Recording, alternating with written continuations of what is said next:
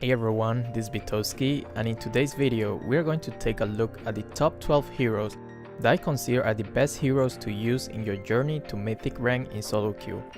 By the way, most of the heroes I have already made a tutorial about them. If not, then most likely those tutorials are coming soon. So don't forget to subscribe and turn the notification bell on so you don't miss any of this content. I will put all the links for the tutorial in the description. With that being said, let's jump into the video. Cho is one of the best picks in this current meta. After the latest patch, his damage is insane, while at the same time, he's not an easy target to kill. When playing him in solo, you want to roam around as much as possible to help your team secure easy kills. You can build him full damage or half damage and half tank. I would recommend the latter. You definitely want to use Flicker as battle spell.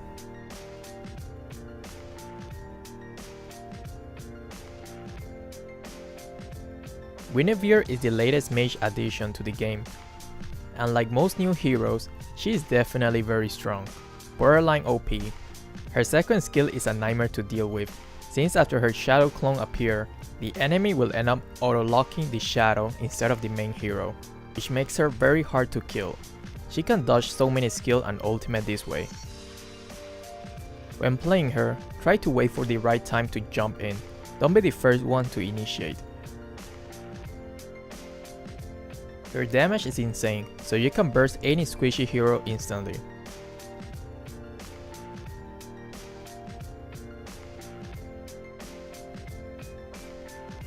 Leomord is currently one of the best fighters in the game. He doesn't use mana, so once you get Bloodlust Axe, you almost never have to go back to base to heal. One first skill to the minion wave and you get tons of health back. His skills also make him very hard to kill, and he can deal so much damage. When playing him, try your best to not let the enemy push your lane's turret. Just by spamming your first skill, you can clear wave fast. Once you get Endless Battle, you can start playing more aggressive.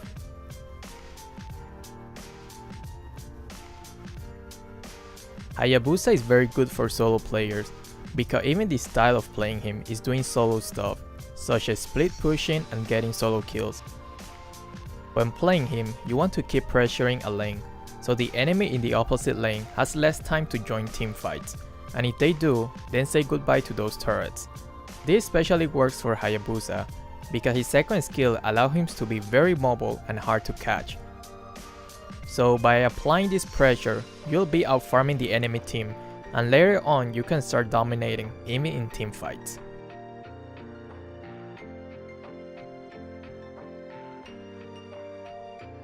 Gusion doesn't need much introduction. This mage assassin has one of the most ridiculous burst damage, and he can even kill tank with ease because of his passive. You almost always want to go middle lane to reach level 4 faster, and once you have your ult, you can gank other lane and easily get a free kill.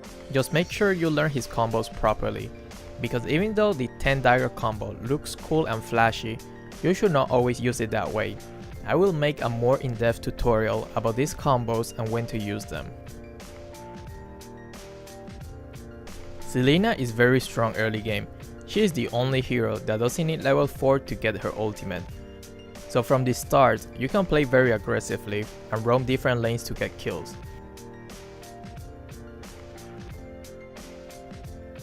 If you are good at predicting the enemy movement or know how to take advantage of the chaos in a team fight, you will increase your chance of stunning the enemies.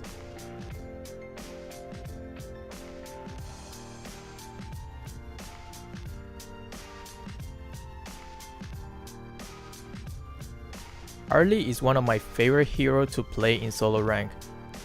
This little magician is good for solo rank because he can kill jungle fast and has a very good mobility, making him an excellent solo hero.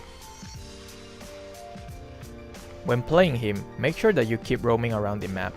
That is his strongest point. If you fail to make an impact early game, the game will become hard to win.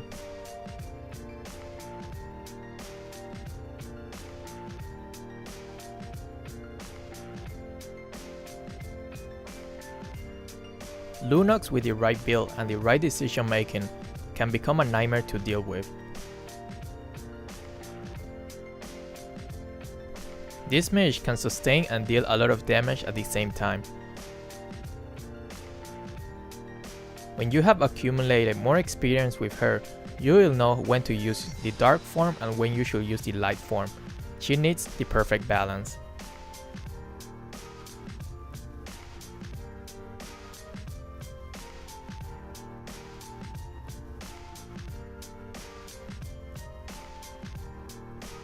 Grog is perhaps one of the only tank that doesn't need to rely too much on your teammate, and can accomplish a lot of things on his own.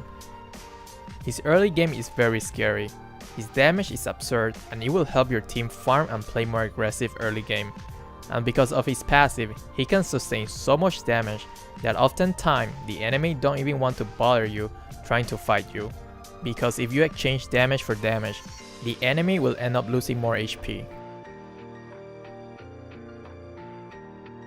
Carry is a great marksman for solo, because her passive makes it possible for her to play more aggressive early game.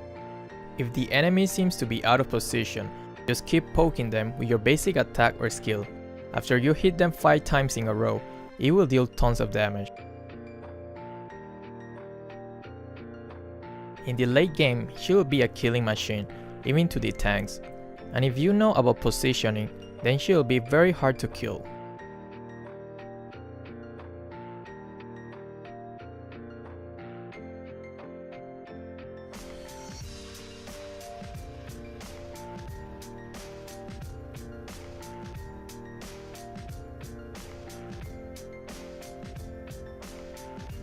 Claude is probably the best marksman for solo rank in this season.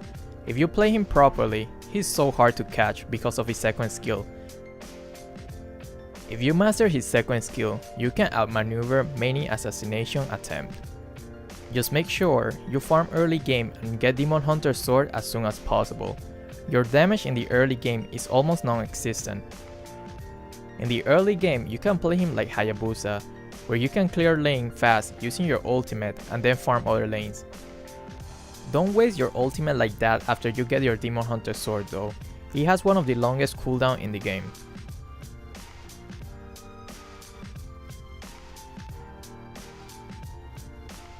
Hellcore is definitely a solid pick for solo rank in this season. His damage output is insane, and at the same time he can easily split push, get solo kills, and escape any danger with his ultimate if needed. When playing Hellcore, you have to make sure you always have your second skill charged before you attempt any gank. This way you'll maximize this chance of securing a kill, so don't always waste your second skill to kill minions. Play smart.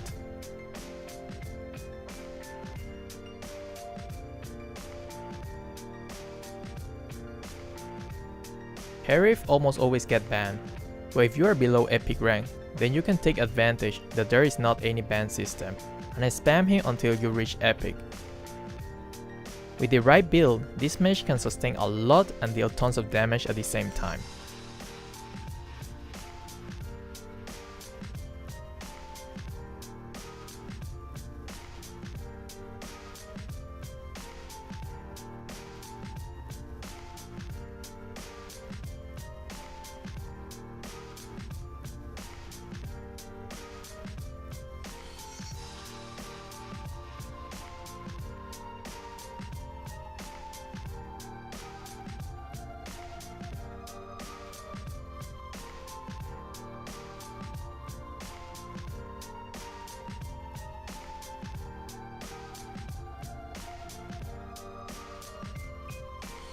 Like Herif, Aldos always get banned quite frequently. When playing him, just make sure you only farm in the early game, don't waste any minions, don't even attempt to go gank other lanes even after you get your ultimate. Your main focus is to stack his first skill until you feel you are strong enough to kill a squishy hero. Once you get enough stack in your first skill, you can say,